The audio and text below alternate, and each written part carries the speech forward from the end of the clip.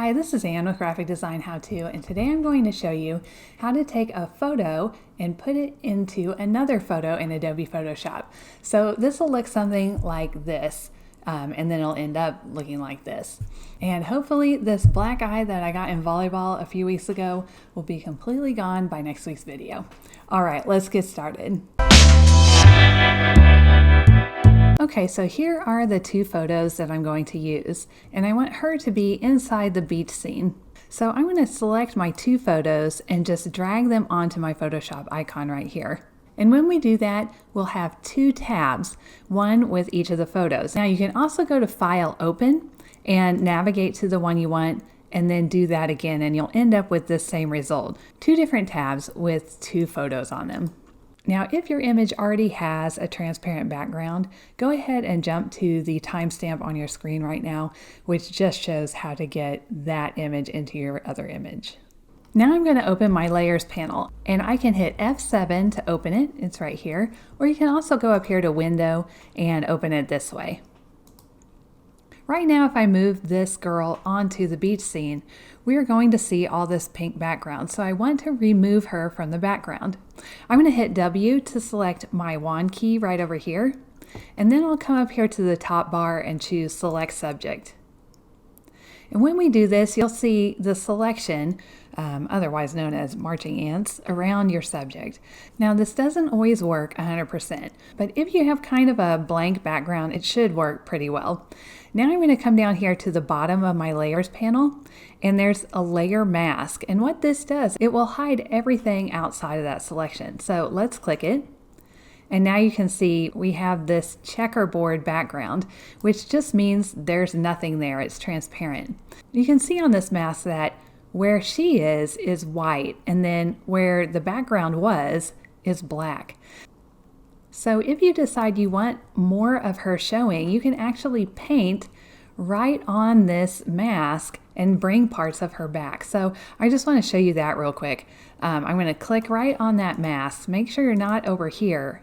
Make sure you're on the mask itself. Then I'll hit Z to zoom in, and that's this tool right down here. I'm just going to zoom into this part because it's a little rough. Then I'll hit B to get to my brush tool right over here.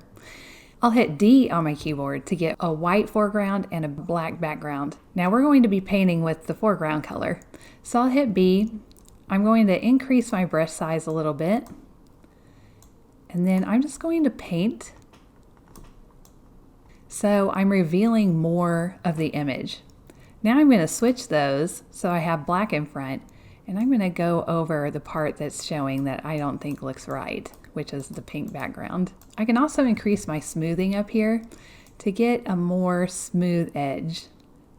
I'm going to hit Command 0 or Control 0 to get back. Now to get her onto the other image, first I want to get on my selection tool, which is this top one in the toolbar. I'm just going to click and drag this onto that other tab and then hold until the picture from the other tab shows up on my screen.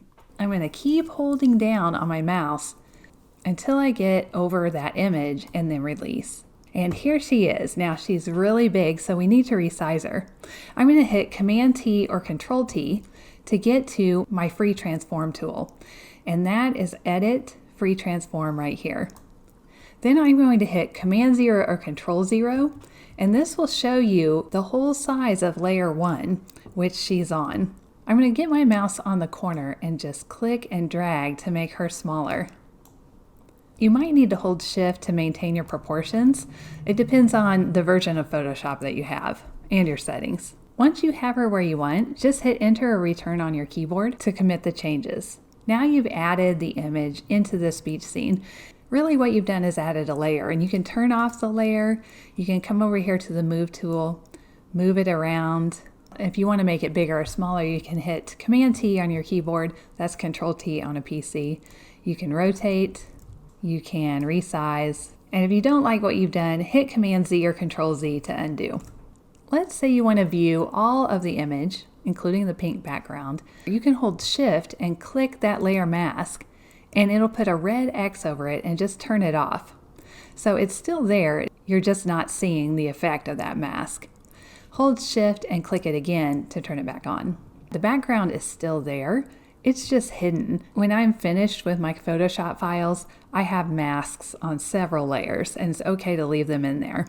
Now let's save this. Whenever you're working in Photoshop, you'll want to save two versions, the Photoshop file with the layers and then a flattened, uneditable version like a JPEG or PNG or like a PDF.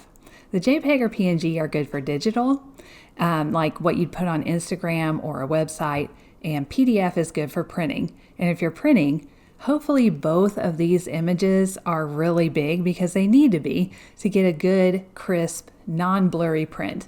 But you'll always keep the native file, so let's save that. I'll go to File, Save As. We'll call this Combined Image. And we'll want to save this as a Photoshop file. Then we'll click Save and say OK. Next, I'll make a JPEG, so I'll go to File, Export, Export As, and then I'll change this to JPEG. I really don't need it to be quite this big. I'm going to make it 1,000 pixels wide. And everything else here looks good, so I'll export. I'm going to save it in the same folder. I usually name it the exact same name as the Photoshop file, so I'll call it Combined Image and click Save. Now, it's not going to ask me to overwrite since it has the same name, but that is because it has a different extension. So now we have a JPEG file, we've got our PSD file, and this is the one that we'll want to upload to, say, Facebook or Instagram or something like that.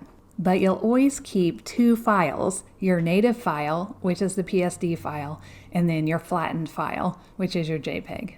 Now, if your boss comes along and says, hey, we need you to make that girl a little bit bigger, if you try to do that with your JPEG, you don't have any way to easily do that. She's not on a separate layer. You only have the background layer. But since you've kept your PSD file, you have her on a separate layer. Now you can just hit Command-T or Control-T. Get on a corner, make her a little bit bigger, and then save. You might even want to add -V2 for version 2.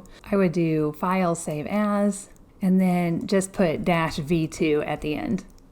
And we'll also do our JPEG as V2. And the reason you would want to do this is because it is very common for a client to come back and say, you know, I liked the original better. Let's go with that one.